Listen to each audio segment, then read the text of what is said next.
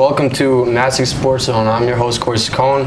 I'm here with Coach Murphy, senior wide receiver Anthony Giamo, and senior running back Alex Trump. So far, you guys have lived up to your championship victory last year and have showed it wasn't just a fluke. You're ranked 6th behind Staples with a 5-0 record. And Friday's your homecoming game versus Stratford 2-3 team at 7 o'clock. Has the atmosphere in the locker room so far reflected on your record this year, Coach? Yeah, I mean, the kids have had a great attitude. We had a lot of people to replace from last year's team, and each team has to find its own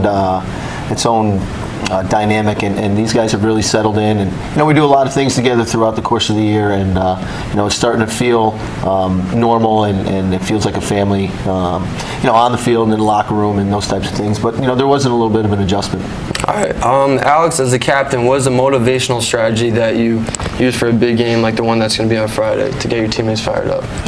We know that every team is ready to play us. Every team's excited to play us. So we know that we want to come into every game ready and fired up to play to our full potential, no matter who we're playing. All right, you've managed to run pretty well with the ball so far. You have 6 rushing touchdowns and 3 receiving touchdowns.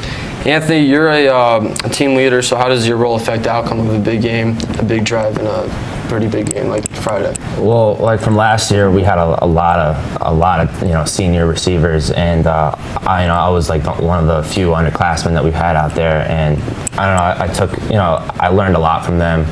I learned a lot of leadership, and coming into this year, I knew it was my responsibility to fill their shoes, and that there were some pretty big shoes to fill, but we're doing pretty good this year, and the younger guys are stepping up and they're learning as the season progresses. All right, obviously last Friday you played a big part of the game versus Joe Barlow with 165 receiving yards and 2 touchdowns. You have 4 touchdowns on the year. Stratford has a pretty tough weapon in Jeff Miller, who's their quarterback and defensive back. Alex, how do you plan to get the defense prepared for Jeff Miller? I mean, he's a good kid, and we respect that. We've played a lot of teams with big playmakers, and our defense is ready. They're fast, and we're ready to. We're prepared. All right. His main target is wide receiver Nick Riley, who has 5 of those scores. You've compiled 2 interceptions so far this year, so maybe Jeff can throw you number 3. We'll see. He also has 12 tackles, 1 sack, and leads his team with 3 interceptions. So, Anthony, watch out for that. But you don't have to worry too much. And Coach, looking at films after a win, do you tend to use the same strategy for the next week against a different opponent? No, we'll spend a lot of time on a Sunday with the coaching staff getting ready for the next week, and especially defensively. We're gonna structure our defense each week towards the other team's strengths and try to take those strengths away from them and make them do things that they don't want to do. Offensively, we kind of always live by the philosophy that we're not going to let other teams dictate to us what we're going to do. We try to find ways to do what we are best at, and that things that we practice. So we will put our guys in formations and stuff that we think benefit our players and the strengths of our players, and yet each week you're going to find something that other teams are good at, and you want to make sure you take that away, and then you're going to find things that they might not be so strong, and you want to try to attack those areas as well. All right, this is like a double question. Looking at films after a loss, obviously you haven't had that problem this year, but in the past, has it made your team stronger for your next week versus a new opponent? No question. Sometimes you get on certain win streaks and you start to take things for granted, and it's not till you might have a loss that you start to say, maybe we weren't as good at doing certain things as we thought we were, and unfortunately sometimes it takes a loss to learn those things. And last year our Brookfield loss really taught us a lot of things about ourselves and things that we got better at from that point in the year, and it also can be used as a motivating tool. None of us like to lose, and none of the players like to lose, none of the coaches like to lose.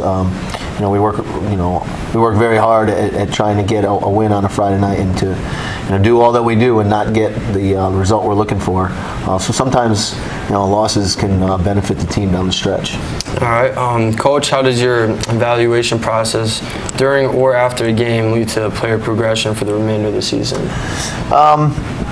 We're always trying to put our guys in the position where they can be successful, and places where they can make plays and impact the game. So when we do watch the film, we certainly critique the film, and these guys know that. We'll watch film the day after the game, and we'll grade the film each, especially the offensive line. We grade them, and they get a letter grade for each game, and it's a learning tool for them, and they can see their strengths and their weaknesses. And I think what you see each year is our teams get better, and it's because they can learn from the mistakes that they make in games. All right, Alex and Anthony, worst practice that you ever had that you can remember?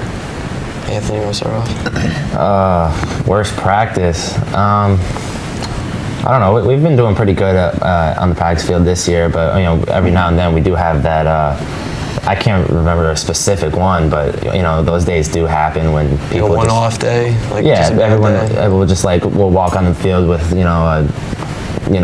their head's not there with them, and the switch kind of turned off and going through the motions. But it's because some people get it's repetitive, the things that we do, but we have to do them over and over so we can get to be the team that we are. And it's tough, but at the same time it's fun, and we might have a bad day every now and then, but we just gotta go after the next day and do what we can. Alex?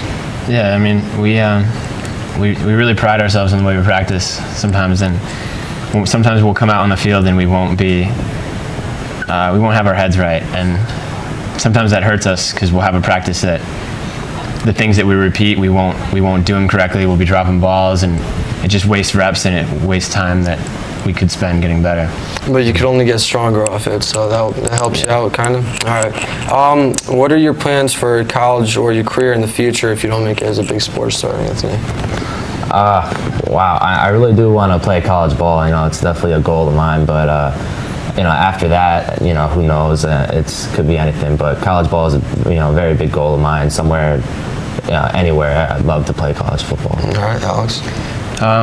If I could play college football, that'd be great. If I could run track in college, that would be great. If I couldn't, I'd love to, attend college, major and think about psychology, and do what I can. All right, that's good.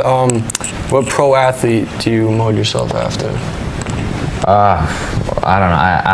I guess I'd go with a wide receiver. I don't know. I always like the way Larry Fitzgerald play because he has the hands and his route running.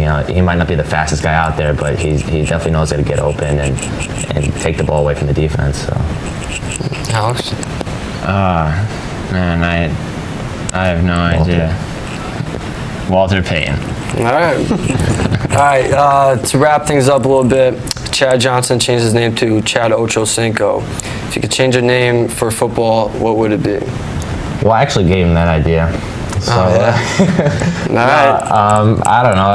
That would be, pretty cool. I'm glad I don't have one of those 80 numbers that are, just another 80 number, but at least it's 85, and he makes it kind of, stand out.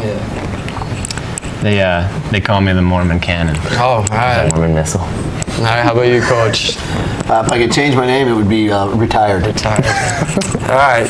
Well, Alex, Anthony, and Coach Murphy, thanks for joining me on the first ever episode of Masuk Sports Zone.